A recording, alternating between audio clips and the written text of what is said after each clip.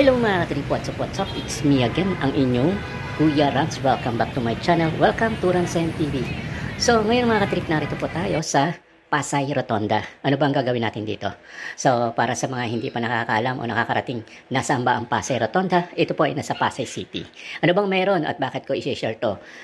So, bago po yan, kung bago ka pa lang sa channel ko, so please, mag-subscribe ka na. I-click mo yung bell na yan para ma-notify ka ni YouTube sa mga latest video vlog na pinopost ko.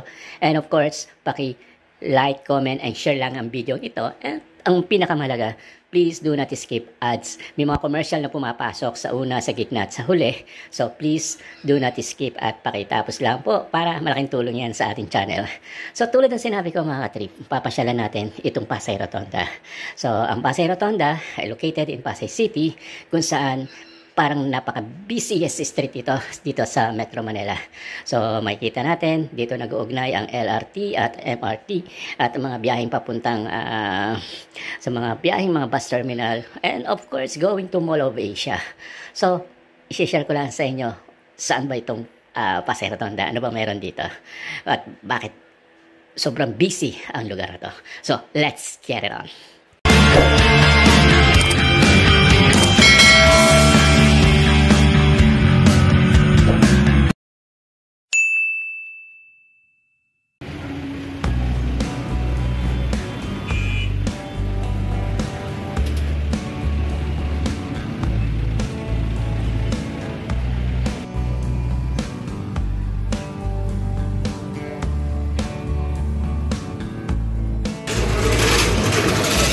Nasa bahagi siya ng kanto ng EDSA at saka ng Top Avenue mga katrip.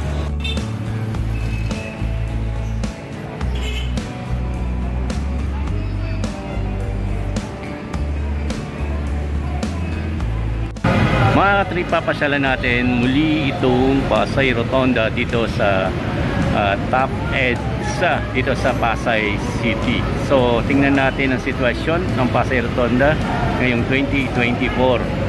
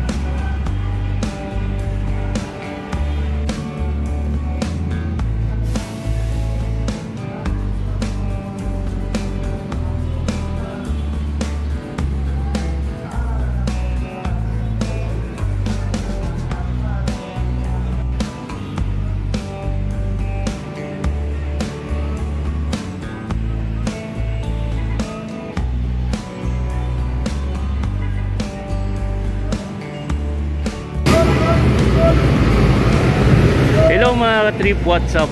Welcome back to my channel. Ngayon mga katrip, narito po tayo sa may Pasay Rotonda